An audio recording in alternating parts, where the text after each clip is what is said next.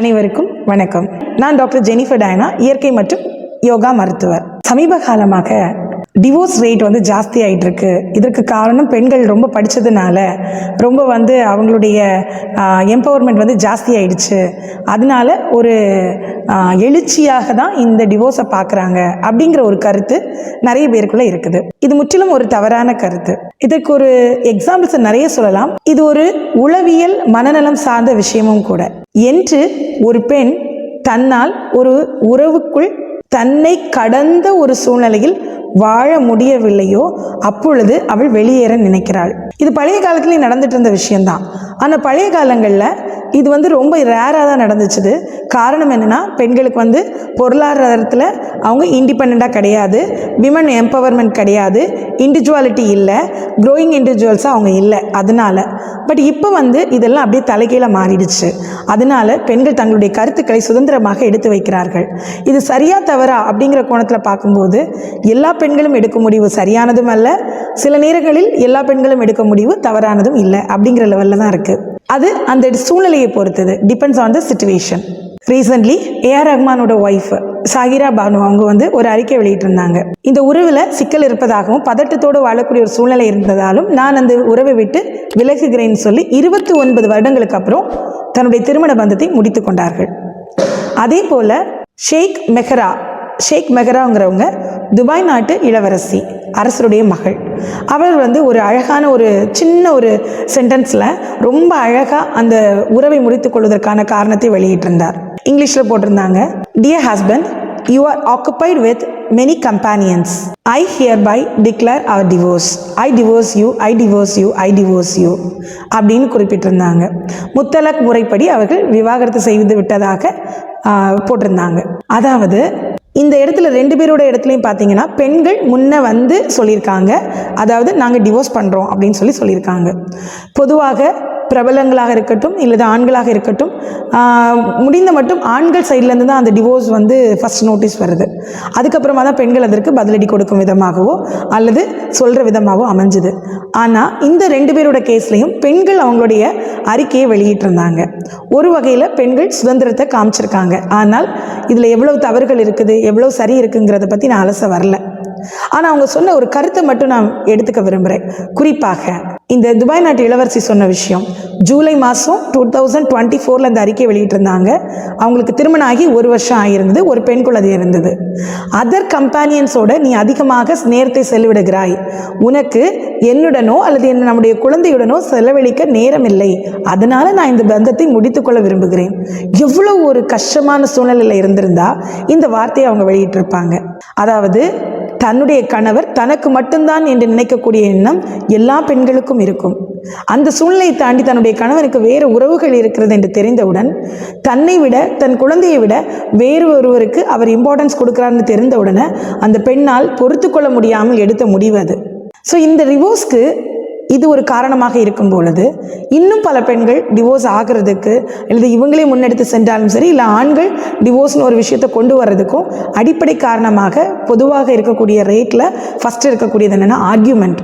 எப்போ பார்த்தாலும் என்னோடய ஒய்ஃபும் நானும் ஆர்கியூ பண்ணிகிட்டே இருக்கிறோம், இதில் கருத்து வேற்றுப்பாடுகள் தான் அதிகமாக இருக்குது, இதில் கருத்து ஒற்றுமை இல்லை, அதனால் நாங்கள் பிரிகிறோம் இப்படின்னு சொல்கிறாங்க.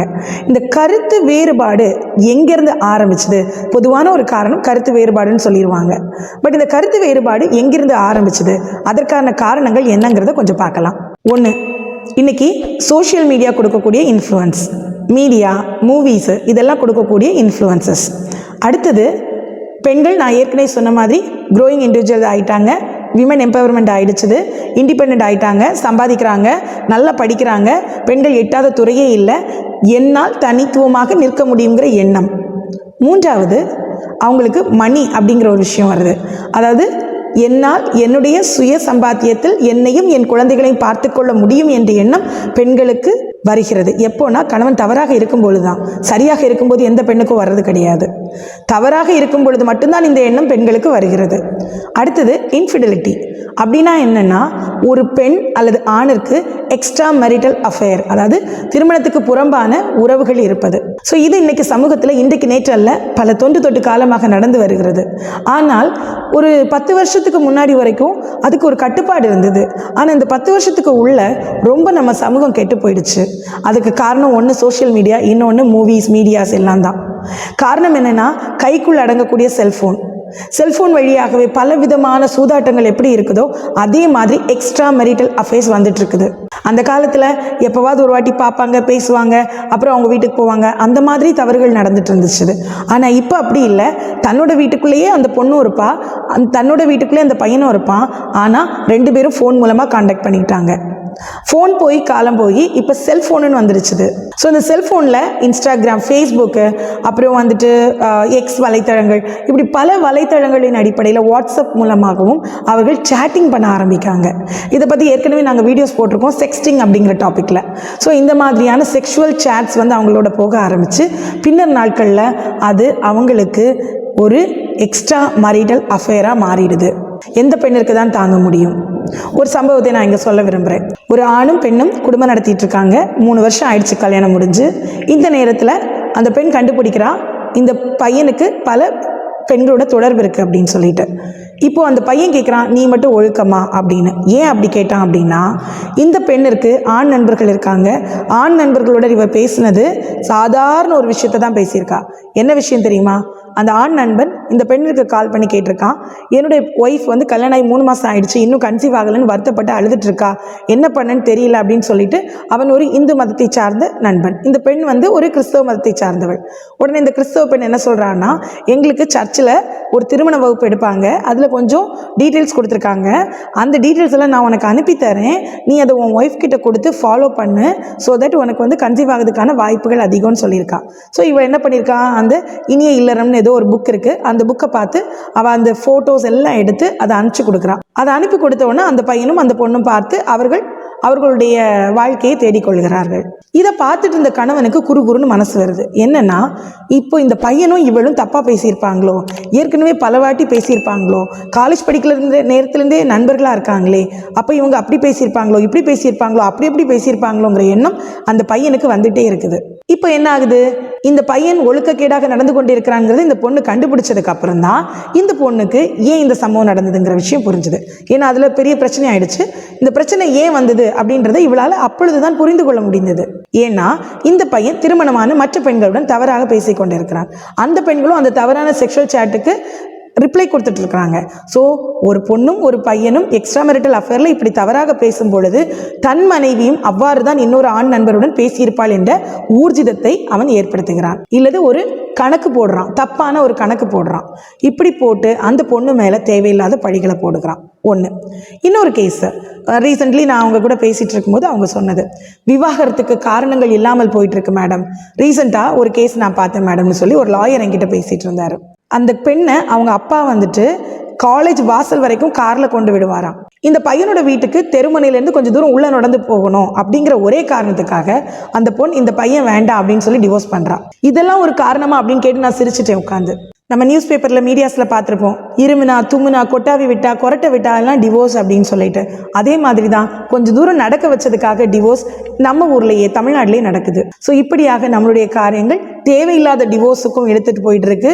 சுதந்திரங்கிற பேரில் லீகலை இல்லீகலாக அவங்க மாற்றிட்டு இருக்கிறாங்க.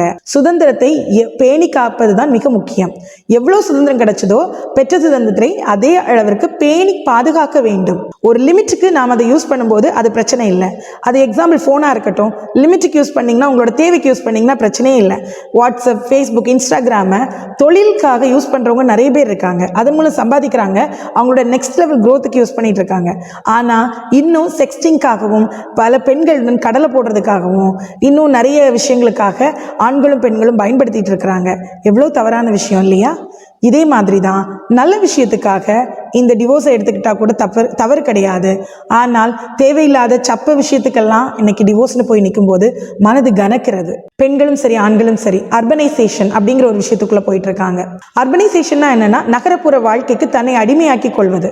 நகரப்புற வாழ்க்கைக்கு சென்றவுடன் அவங்க அப்படி இருக்காங்க, இவங்க இப்படி இருப்பாங்கன்னு சொல்லி ஒரு மோகத்தில் ஆணும் பெண்ணும் மாறும் பொழுது 2 பேருடைய கருத்து ஒற்றுமை இல்லாத பொழுது அங்கே டிவோர்ஸ் வருது.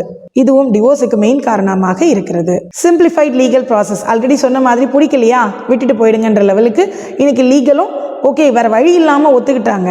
ஸோ அந்த மாதிரி சட்டங்கள் இருப்பதனாலையும் சீக்கிரமே டிவோர்ஸ் நடக்குது. எல்லாவற்றுக்கும் மேலாக லேக் ஆஃப் கம்யூனிகேஷன். ஏன் அப்படின்னா, ஒருத்தர் சொல்கிறத கருத்து வேறுபாடுன்னு சொல்கிறோம் இல்லையா, ஒருத்தர் சொல்கிறத இன்னொருத்தருக்கு அதை அண்டர்ஸ்டாண்ட் பண்ணிக்க முடியல, புரிஞ்சிக்க முடியல, அவங்களுக்கு அதுக்கேற்ற மாதிரி பேச முடியல, செய்ய முடியல அப்படின்ற போது அந்த இடத்துல லேக் ஆஃப் கம்யூனிகேஷன் ஒரு விஷயம் நடக்குது. அதனால டிவோர்ஸ் நடப்பதற்கான வாய்ப்புகள் அதிகமாக இருக்கிறது. அது மாதிரி எக்ஸ்பெக்டேஷன்ஸ் ஓவராக இருக்கிறது. அன்எக்ஸ்பெக்டடாக நிறைய விஷயங்கள் நடக்குது அவங்க லைஃப்பில். ப்ளஸ் வந்து அன்ரியாலிஸ்டிக்கான ஒரு எக்ஸ்பெக்டேஷன் இருக்கிறது. இது வந்து நடக்குமா, ஒரு சினிமாவை பார்த்துட்டு இப்படியெல்லாம் நடக்கணும், இப்படியெல்லாம் ப்ரப்போஸ் பண்ணணும், இப்படியெல்லாம் வந்து என்ன கணவன் பார்த்துக்கணும் அப்படின்னு சில பெண்கள் நினச்சிட்டு டிவோர்ஸ்க்கு போகிறாங்க. அதே மாதிரி கணவர்களும் என்னோட மனைவி இந்தந்த விஷயத்தில் இப்படியெல்லாம் இருக்கணும் அப்படியெல்லாம் இருக்கணும்னு சொல்லி ஒரு அன்ரியாலிஸ்டிக் விஷயத்தில் ப்ராக்டிக்கலி திங்க் பண்ணாமல் டிவோர்ஸ்குள்ளே போயிட்டுருக்காங்க. லேக் ஆஃப் இன்டிமசி, அவங்களுக்குள்ள ஒரு ஆழ்ந்த ஒரு பரஸ்பரமான ஒரு உறவு இல்லாமல் போகிறது. தாம்பத்திய உறவாக இருக்கலாம் அல்லது சாதாரணமாக ஒரு இன்டிமசியான விஷயங்கள் இல்லாமல் இருக்கலாம். இதனால டிவோர்ஸ் நடந்துட்டு இருக்குது. அதே போல் இன்னொரு விஷயம் அப்படின்னு பார்த்தீங்கன்னா, அன்பிரிப்பேர்ட்னஸ், அதாவது ஒரு திருமணத்திற்கு தன்னை உடல் அளவிலேயோ மனதளவிலேயோ ரெடி ஆகாத ஒரு தம்பதியர், அவர்களுக்கு இந்த பிரச்சனை வருகிறது. ஃபார் எக்ஸாம்பிள், ஒரு பையனை தனியாக எடுத்திங்கன்னா ரொம்ப நல்ல பையன், ஒரு பொண்ணு தனியாக எடுத்திங்கன்னா ரொம்ப நல்ல பொண்ணு. ஆனால் 2 பேரும் சேர்ந்து கல்யாணம் பண்ணிக்கும் பொழுது அவங்க ப்ரிப்பேர்டாக இல்லாததுனால எப்படி ஒத்துழைக்கணும், எப்படி ஒருத்தர் விட்டு கொடுக்கணுங்கிற ஒரு விஷயத்தை அவங்களால செய்ய முடியாததுனால அந்த இடத்துல டிவோர்ஸ் வருது. இதுவும் இன்னைக்கு டிவோர்ஸ்க்கு காரணமாக இருக்கிறது. அடுத்து பார்த்தீங்கன்னா physical mental abuse, verbal abuse, கண்ட வார்த்தைகளெல்லாம் யூஸ் பண்ணுறது, கொலை பண்ணுறதுக்கு ஈக்குவலாக வார்த்தைகளை யூஸ் பண்ணுறது, கெட்ட வார்த்தைகளை பயன்படுத்துறது, ஆண்களும் பண்ணுறாங்க பெண்களும் பண்ணுறாங்க. மென்டலி டென்ஷன் கொடுக்கறது, கணவருக்காக இருக்கலாம் இல்லது ஒய்ஃபுக்காக இருக்கலாம், 2 பேரும் மாறி மாறி டென்ஷன் கொடுக்கறது, டார்ச்சர் பண்ணுறது. அண்ட் ஃபிசிக்கல் அப்யூஸ், ஃபிசிக்கல் அப்யூஸ்ன்னு எடுத்துக்கிட்டிங்க அப்படின்னா ஒரு டொமஸ்டிக் வயலன்ஸ் கீழே வருது, அடிக்கிறது, ரத்தம் வர அளவுக்கு அடிக்கிறது, இந்த மாதிரியான சம்பவங்கள். இப்படி அப்யூஸ் பண்ணுறதுனாலையும் டிவோர்ஸ் வர்றதுக்கான வாய்ப்புகள் அதிகமாக இருக்கிறது. அடுத்தது பார்த்தீங்க அப்படின்னா கல்ச்சுரல் டிஃப்ரென்ஸ். இந்த கல்ச்சுரல் டிஃப்ரென்ஸ் அப்படின்னு எடுத்துக்கிட்டாக்க இன்றைக்கி தமிழ்நாட்டில் 5 கிலோமீட்டர்லேருந்து 10 கிலோமீட்டருக்குள்ளே வேரியஸ் கல்ச்சர்ஸ் இருக்குது, வேரியஸ் கேஸ்ட் இருக்குது, ரிலீஜியஸ் இருக்குது. ஒரே ரிலீஜியஸ் ஒரே கேஸ்ட்டுக்குள்ளேயே பலவிதமான கல்ச்சுரல் டிஃப்ரென்ஸ் இருக்குது, இடத்துக்கிடம் மாறுபடுகிறது. அப்படி இருக்கும்பொழுது அவங்களுக்குள்ள ஒற்றுமை வராமல், கருத்து ஒற்றுமை வராமல் அங்கே பிரச்சனை வருது. ஸோ இந்த மாதிரியான காரணங்களால் கூட டிவோர்ஸ் பண்ணலாம். பட் இதில் கருத்து தெரிவிக்கக்கூடிய உங்களுக்கு நான் சொல்லக்கூடிய ஒரே வேண்டுகோள் இதுதான்: யார் அந்த சூழ்நிலையில் வாழ்கிறார்களோ அவர்களுக்கு மட்டுமே தெரியும் அந்த வாழ்க்கை நரகமா அல்லது சொர்க்கமான்றது. ஸோ நம்ம இந்த இடத்துல கருத்து சொல்றதுக்கான எந்த அதிகாரமும் கிடையாது. ஏன்னா நீங்கள் அந்த வாழ்க்கையை வாழலை, இன்னொரு பொண் இன்னொரு ஆண் தான் அந்த வாழ்க்கையை வாழ்ந்திருக்காங்க. அந்த வாழ்க்கைக்குள்ளே நீங்கள் எட்டி பார்க்குறதே முதல்ல தப்பு. அப்படியே எட்டி பார்த்தா கூட சைலண்ட்டாக வந்துடுறது பெஸ்ட்.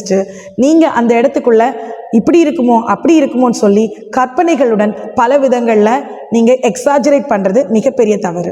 இந்த டிவோர்ஸுங்கிற விஷயம் எப்போவுமே அவங்களுக்கு ஏற்பட்டாலோ, அவங்க வீடுகளில் ஏற்பட்டாலோ, இல்லை அவங்க குடும்பத்தில் ஏற்பட்டாலோ தான் மட்டும்தான் அந்த வலியும் வேதனையும் அவர்களுக்கு தெரியும். மற்றவங்க ஈஸியாக புரிஞ்சிக்க முடியாது. இல்லது தன்னை அந்த நிலையில் வைத்து பார்க்கணும், எனக்கு இப்படி ஒரு டிவோர்ஸ் நடந்துருச்சே அப்படின்னு சொல்லி அந்த இடத்துல அந்த பொண்ணை வச்சோ அல்லது அந்த பையனோட இடத்துலையோ அவங்கள வச்சோ பார்த்தாதான் நிஜமாலுமே அந்த இடத்துல யார் தப்பு பண்ணியிருக்கா, எவ்வளோ அந்த பொண்ணு கஷ்டப்பட்டிருப்பா, இல்லை எவ்வளோ அந்த பையனுடைய மனசு சிதைஞ்சு போயிருக்கும் இப்படிங்கிறது தெரியும். ஸோ இன்ஃபர்டிலிட்டி அப்படிங்கிற ஒரு விஷயம், குழந்தையின்மை, மென்டலி இஷ்யூஸ், இதெல்லாம் மறைச்சி கல்யாணம் பண்ணி கொடுக்குறாங்க. ஃபிசிக்கல் இஷ்யூஸ், ரீசெண்டாக எனக்கு தெரிஞ்ச ஒரு பெண், எங்கள் ஊரில் நடந்த ஒரு சம்பவம். அந்த பெண்ணிற்கு ஏற்கனவே கிட்னி ஃபெயிலியர் ஆயிருந்திருக்கு, அதை மறைச்சி கல்யாணம் பண்ணியிருக்காங்க. 10வது நாள் கல்யாணம் முடிஞ்ச 10வது நாளே முகம் எல்லாம் வீங்கி கிரியாட்டினைன் ஜாஸ்தியாகி தெரியுது. டாக்டர்ஸ்ட்டை கொண்டு போனால் டாக்டர்ஸ் சொல்கிறாங்க கிட்னி ஃபெயிலியர் ஆகிருக்கே அப்படின்னு சொல்கிறாங்க. அந்த பொண்ணுக்கிட்ட கேட்டால் சொல்கிறேன், எனக்கு இப்படி ஒரு சம்பவம் நடந்ததே தெரியாதுங்கிறா. ஆனால் அவங்க அம்மா ஒரு வார்த்தையை மட்டும் விடுறாங்க, இல்லையே நாங்கள் ஹாஸ்பிட்டலில் போய் பார்த்தப்போ எல்லாம் சரியாயிடுச்சுன்னு சொன்னாங்க அப்படின்னு. சரியாயிடுச்சுன்னு ஒருவேளை அவங்க வந்து பொய் சொல்கிறாங்களா உண்மை சொல்கிறாங்களான்னு தெரியல. ஆனால் அந்த இடத்துல அவங்க ஹாஸ்பிட்டலில் போய் ஏற்கனவே பார்த்ததா மட்டும் அவங்களோட ஸ்டேட்மெண்ட் வந்து உறுதியளிக்கிறது. ஸோ இந்த இடத்துல அந்த பெண்ணை மறைத்து திருமணம் செய்து கொடுத்தது யாருடைய தவறு? கல்யாணம் ஆகி 1 வருடத்திற்குள்ளாக ஒரு குழந்தை பிறக்கிறது. 1.5 வருஷத்துக்குள்ளாடி அவள் இறந்து விடுகிறாள். சின்ன குழந்தை, அந்த குழந்தைக்கு தாய் இல்லாமல் இனி எப்படி வளரும்? அந்த பெண்ணை பெற்ற தாயார் என்ன சொல்கிறாங்கன்னா, இந்த பையன்தான் அவளை வந்து ஏதோ பண்ணி கிட்னி ஃபெயிலியர் ஆயிடுச்சுன்னு சொல்கிறாங்க. கிட்னி ஃபெயிலியர் இன்னைக்கு நேற்று வர்றதில்லை. அவங்களுக்கு வந்திருக்க இந்த கேஸ் வந்து ஒரு க்ரானிக் கிட்னி ஃபெயிலியர். ஸோ ரொம்ப நாளாக இருந்திருக்கும். ஸோ இதற்கு காரணம் வந்து பெற்ற தாயும் அந்த பெண்ணும் தானே தவிர்த்து அந்த பையனோ அந்த குழந்தையோ அல்ல. ஸோ தயவு செய்து ஒரு மென்டல் இஷ்யூ உள்ள ஒரு பையனையோ பொண்ணையோ அல்லது ஃபிசிக்கல் இஷ்யூஸ் உள்ள பையனையோ பொண்ணையோ தயவு செய்து இன்னொருவருக்கு தெரியாமல் திருமணம் செய்து கொடுக்காதீர்கள். உங்களோட கண்டிஷனை சொல்லி, இப்படி இருக்க கண்டிஷன், இந்த பொண்ணை கல்யாணம் பண்ணிக்கிறதுக்கு உனக்கு சம்மதமா, இந்த பையனை உனக்கு கல்யாணம் பண்ணிக்க சம்மதமானு கேட்டு கல்யாணம் பண்ணி கொடுங்க, பிரச்சனை கிடையாது. அப்போ அது வந்து டிவோர்ஸில் போய் முடியறதுக்கான வாய்ப்பு கிடையாது. அதை விட்டுட்டு தயவு செய்து அதுக்கு முன்னாடியே உங்களுக்குள்ள பிரச்சனைகளை கிளப்பாதீங்க. ரீசெண்ட்லி நடந்த ஒரு சம்பவம், எல்லாருக்கும் தெரிஞ்ச விஷயம், பிஹைண்ட் வுட்ஸ்ல இருந்து எல்லா மீடியாஸும் கவர் பண்ண ஒரு விஷயம், நெப்போலியன் சாரோட பையனுக்கு திருமணம் நடந்தது. அந்த விஷயத்தை நான் ஹேட்ஸ் ஆஃப் பண்ணுறேன். ரீசன் என்னன்னா, அந்த பையனுக்கு திருமணம் செய்ய வேண்டும் என்ற ஆசை வந்தவுடன் கிட்டத்தட்ட 3 வருஷமா அந்த பொண்ணை பார்த்து பேசி, அந்த பொண்ணுக்கு நிஜமாலுமே ஓகேவா, மனசால ஓகேவா, எந்த ஃபோர்ஸும் இல்லாமல் அந்த பொண்ணை வந்து அந்த டிசிஷனை மேக் பண்ணலாங்கிறத கேட்டு தெரிந்து அப்புறம் தான் திருமணம் பண்ணி வச்சுருக்காங்க. ஸோ அந்த பொண்ணு சுயமாக எடுத்த முடிவு. ஸோ இந்த மாதிரி தான் என் வாழ்க்கை இருக்க போகுது, but I am ready to accept இட்டுங்கிறத தெரிஞ்சு அந்த பொண்ணு உள்ளே வந்தானா நம்ம ஹாப்பியாக அக்செப்ட் பண்ணலாம். பட் அந்த திருமணத்தை எத்தனை பேர் குறை சொல்லிட்டு இருந்தீங்க? ஒரு தாயும் தந்தைக்கும் தான் அந்த பையனுடைய வலி தெரியும். அவனுடைய கடைசி காலத்தில் அவனுக்கு ஒரு பொண்ணு துணையா இருக்க மாட்டாளாங்கிற ஏக்கம் இருக்கிறது தெரியும். பெற்றவர்களுக்கு மட்டும்தான் அந்த கஷ்டம் தெரியும். அப்போ தாயும் தந்தையும் மகனும் ஆசைப்படுறான், அவங்க அதுக்காக ஒரு பெண்ணை தேடுறாங்க, எல்லா விஷயத்தையும் சொல்றாங்க, அந்த பெண்ணிற்கும் எல்லா விஷயத்தையும் சொல்லி கல்யாணம் பண்ணி வைக்கிறாங்க. இதுல என்ன தப்பு இருக்கு? ஃபோர்ஸ் பண்ணியிருந்தாங்கன்னா தப்பு, இங்க ஃபோர்ஸ் பண்ணல. ஸோ இந்த மாதிரியான திருமணங்களை ஆதரிங்க. தேவையில்லாத வன்புணர்வான ஒரு கருத்துக்களை தெரிவிக்காதீங்க. தேவையில்லாமல் அடுத்தவர்களுடைய வாழ்க்கையில் மூக்கை நுழைக்காதீங்க. தான் தவறு செய்கிறோமா இல்லையா அப்படிங்கிறத உணருங்க. எப்பொழுது ஒரு பெண்ணோ ஒரு பையனோ தவறு செய்கிறானோ அப்பொழுது பிரச்சனையை பெருசாக்குறது யாருன்னு பார்த்தீங்கன்னா மாமனார் மாமியார் தான். ஒரு பெண்ணோட அம்மா அப்பா அல்லது ஒரு பையனோட அம்மா அப்பா, இந்த பெண்ணோட அம்மா அப்பா அல்லது பையனோட அம்மா அப்பா கொஞ்சம் கவனிச்சு தன்னோட மகன்கிட்டயோ அல்லது மகள்கிட்டயோ இந்த தப்பு இருக்கா அப்படிங்கிறத கணிச்சு அந்த பையனுக்கோ பொண்ணுக்கோ அட்வைஸ் பண்ணி அந்த பெண்ணை திருத்தி எடுத்துட்டாங்க அல்லது பையனை திருத்தி எடுத்தாங்கன்னா அந்த திருமண பந்தம் முறியாமல் சேர்ந்து கடைசி வரைக்கும் பயணிக்கும். இல்லைன்னா அது முடிந்து போறதுக்கான வாய்ப்புகள் அதிகம். ஸோ தயவு செய்து இந்த பெரியவங்களுக்கு தான் நான் இந்த வீடியோவில் ஒரு அட்வைஸ் பண்ண ஆசைப்படுறேன். உங்களோட பையன் தப்பு பண்றானா அல்லது பொய் சொல்லி உருட்டுறானாங்கிறத கவனிங்க. உங்க பையனையோ பொண்ணையோ பிளைண்டா நம்பாதீங்க. யாரு உண்மையிலே தவறு செஞ்சிருக்காங்க, ஒரு குற்றச்சாட்டு வைக்கிறாங்கன்னா அந்த குற்றச்சாட்டு உண்மையாங்கிறத அலசி ஆராயுங்க. அதன் பிறகு டெசிஷன் மேக் பண்ணுங்க. பையன் தவறா இருந்தாலும் அல்லது பொண்ணு தவறா இருந்தாலும் அவங்களுக்கு அட்வைஸ் பண்ணுங்க. அட்வைஸ் பண்ணி திருமண பந்தத்தை ஒரு சேர்த்து வச்சு பாதுகாக்க முயற்சி எடுங்க. ஸோ இப்படி செஞ்சாலே திருமண உறவுகள் முடியாமல் இருப்பதற்கு முக்கிய காரணமாக அது அமையும். தொடர்ந்து உங்களுடைய வாழ்க்கையும் சரி, உங்களுக்கு தெரிந்த நண்பர்களுடைய வாழ்க்கையும் சரி இப்படி போகுது அப்படின்னா பெரியவங்க நீங்க அலசி ஆராய்ஞ்சு முடிவெடுங்க. சின்ன பிள்ளைங்க அவங்களுக்கு தெரியாததை செய்கிறாங்க. ஏன்னா அவங்க எல்லாருமே ஃபேண்டசி வேர்ல்டு, இமேஜினரி வேர்ல்டில் தான் வாழ்ந்துட்டு இருக்கிறாங்க. 30 இருந்து 35 வயது உள்ளவங்களுக்கு கூட மெச்சூரிட்டி இன்னைக்கு வரல. அதே வயசு ஆண்கள் வந்து அல்லது பெண்கள் சாதிச்சு வீடு கட்டி குழந்தை குட்டின்னு சந்தோஷமா இருக்கிறவனே இருக்கான். ஆனா 35 வயசுலயும் 10ஆம் கிளாஸ் 10ஆம் கிளாஸ் 12ஆம் கிளாஸ் பையனோட சேர்ந்துக்கிட்டு காலேஜ் பொண்ணுங்க பின்னாடி போய் சைட் அடிக்கிறது, லெட்டர் கொடுக்கறது, கமெண்ட் அடிக்கிறது, அதே மாதிரி ஒரு காலேஜ் லைஃப்ல என்ஜாய் பண்ண மாதிரியே இருக்கக்கூடிய பசங்களும் இருக்காங்க. ஸோ இதை திருத்த வேண்டிய கடமை பெற்றோருக்குரியது. என் பையனுக்கு ஒரு கல்யாணம் பண்ணி வச்சா எல்லாம் சரியாயிடும் அப்படின்னு நினைக்கிறத முதல்ல நிறுத்துங்க. இல்லது என் பொண்ணுக்கு ஒரு கல்யாணம் பண்ணி வச்சா எல்லாம் சரியாயிடுவா, அந்த பையன் வந்து இவளை பார்த்துக்குவான்னு நினைக்கிறத முதல்ல நிறுத்துங்க. அந்த பெண் வாழதான் வரப்போகிறாள், இல்லது அந்த பையன் வந்து வாழதான் வரப்போகிறானை தவிர்த்து உங்கள் பெண்ணையோ அல்லது பையனையோ திருத்துவதற்காக திருமணம் செய்து வைக்கப்படவில்லை. ஒருவரை ஒருவர் புரிந்து கொண்டு மகிழ்ச்சியாக வாழவதற்கு தான் இந்த திருமணத்தை பண்ணி வைத்தார்கள். அதை புரிஞ்சுட்டு டெசிஷன் மேக் பண்ண ஒருத்தர் புரிஞ்சுக்கிட்டு வாழ்வதற்காக தான் இந்த திருமண பந்தத்தை ஏற்படுத்தியிருக்கார்களே தவிர்த்து ஒருவர் திருத்துவதற்காக அல்ல என்பதை புரிந்து கொண்டு மாமியார் மாமனார்கள் நடந்து கொண்டாலே குடும்பங்கள் சிறப்பாக வாழும் என்பதில் எந்த விதமான ஐயமும் இல்லை. குடும்பம் நல்லதொரு பல்கலைக்கழகம். இதை புரிந்து கொண்டு வாழ்க்கையில் நாம் அதை செயல்படுத்துவோம். லிவிங் டுகெதர்ங்கிறது இன்னைக்கு வந்துட்டு இருக்குது. அதற்கு காரணம், மெயின் காரணம் என்ன அப்படின்னா, திருமண பந்தத்தின் மேல் அவர்களுக்கு ஒரு நம்பிக்கை இல்லை, ஒரு சாட்டிஸ்ஃபேக்ஷன் இல்லை, திருப்தி இல்லை. காரணம், இதை போல அனுபவிக்கக்கூடிய ஆண்களையும் பெண்களையும் அவங்க கண்ணால் பார்க்குறாங்க. இப்படி கஷ்டப்படுறதுக்கு லிவின்ல போயிடலாமே அப்படின்ற எண்ணம் இன்னைக்கு மெட்ரோபாலிட்டன் சிட்டியில் வந்துட்டு இருக்குது. குறிப்பாக 25 வயது வரைக்குள்ள ஒரு காலேஜ் படிக்கிற பிள்ளைங்கள்லேருந்து 25 வயது வரைக்குள்ள மக்களை எடுத்து நீங்கள் ஒரு கருத்து கணிப்பில் கேட்டீங்க அப்படின்னா கிட்டத்தட்ட 3/4 பேர் எனக்கு லிவின் போதும், எனக்கு திருமணம் வேண்டான்னு சொல்ல ஆரம்பிச்சிட்டாங்க. இந்த நிலை மாறணும் அப்படின்னா இப்போ 30 வயசுல இருக்கிறீங்க பார்த்தீங்களா, இந்த 30 வயசுலேருந்து 40 வயசு வரைக்கும் இருக்கக்கூடிய மக்கள் நல்லா வாழ்ந்து காமிங்க. குடும்பத்துக்குள்ள நல்லா வாழ்ந்து காமிச்சிங்கன்னா அடுத்த தலைமுறை உங்களை பார்த்து திருமண பந்தத்தில் இணைய ஆசைப்படும். இந்த வீடியோவில் நான் வைக்கக்கூடிய கோரிக்கை என்னன்னா, திருமணமான ஒவ்வொருவர்களும் உங்களுடைய மனைவி அல்லது கணவனுக்கு பிரமாணிக்கமாக இருங்க. அடுத்த தலைமுறைக்கு திருமணத்தின் மகிமையை காமிச்சு கொடுங்க. தொடர்ந்து எங்களோட இணைந்திருங்க. நன்றி, வணக்கம். இந்த வீடியோ பிடிச்சிருந்தா ஒரு லைக் பண்ணுங்க.